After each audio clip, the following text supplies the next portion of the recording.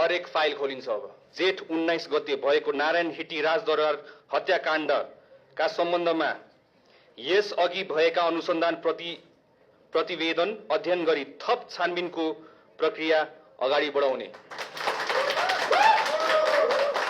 हाल प्रक्रियामा रहेका अनुसन्धानका फाइलहरूलाई शीघ्र टुङ्गोमा पुर्याउन निर्देशन दिने र मिडिया ट्रायलको नाममा कसैले आत्महत्या गर्नु नपरोस् हाम्रो देशमा आइन्दादेखि। धेरैजना खुसी पनि हुनुहुन्छ होला, धेरैजना दुखी पनि हुनुहुन्छ जस्तो लाग्छ मलाई चाहिँ। म आखिरी अब we are here to stay, यो कुरा चाहिँ बुझ्नुपर्ने छ सबैजनाले। अर्को कुरा,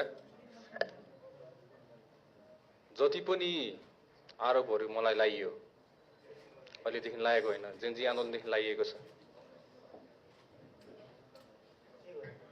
म त ठेक्नु सकौँला, तर विशेष गरी आइन्दादेखि कुनै नागरिकलाई, नेपाली नागरिकलाई उनीहरूको अपमान गर्न, उनीहरूको चरित्र हत्या गर्न कसैले प्रयास गरेको खण्डमा गृह मन्त्रालय यसमा एकदम संवेदनशील भएर यो विषयलाई चाहिँ सिरियसली हामीले चाहिँ अबदेखि गृह मन्त्रालयले हेर्नेवाला छौँ। मलाई जे भन्नु छ नो प्रब्लम, म ठेक्नु सक्छु, जस्तो सुकै आरोप लगाए पनि म ठेक्नु सक्छु, तर नेपाली नागरिकलाई, अरूलाई दुःख दिएको चाहिँ म हेर्न सक्दिनँ। विशेष गरी हाम्रो चेलीहरूलाई, नेपालकी छोरीहरूलाई जुन तरिकाले उहाँहरूको चरित्र हत्या गरिन्छ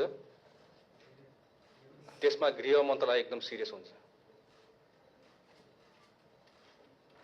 सो आइन्दादेखि यस्तो हाम्रो समाजमा यस्तो खालको प्रवृत्ति नरहोस्।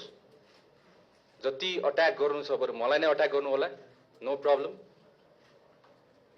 तथ्यको आधारमा हुनु पर्यो, तोडमोड गर्नु भएन। र मिडिया ट्रायलको नाममा कसैले आत्महत्या गर्नु नपरोस् हाम्रो देशमा आइन्दादेखि। आज विशेष गरी हामीले लगभग 4 वटा निर्णय गरेका छौँ। इट्स भेरी सिरियस र म हजुरलाई आज पढेर सुनाउनेवाला छु।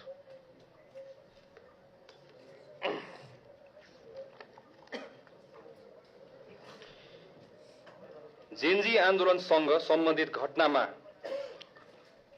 फौजदारी अभियोजन भएका मुद्दा फिर्ता गर्न सकिने नसकिने सम्बन्धमा छानबिन गरी सिफारिस सहितको प्रतिवेदन पेश गर्न विशेष कार्यदल गठन गर्ने पहिलो।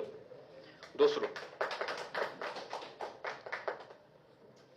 विक्रम सम्वत 2058 जेठ 19 गते भएको नारायण हिटी राजदरबार हत्याकाण्डका सम्बन्धमा यस अघि भएका अनुसन्धान प्रतिवेदन अध्ययन गरी थप छानबिनको प्रक्रिया अगाडि बढाउने,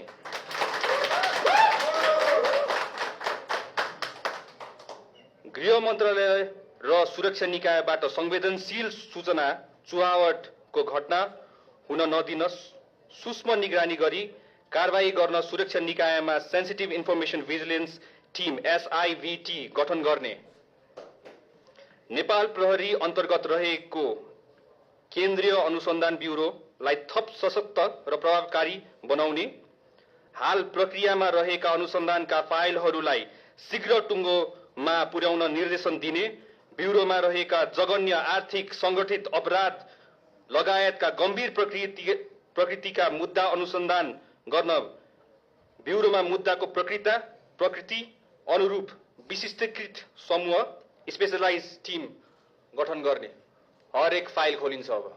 थ्याङ्क यू सो मच।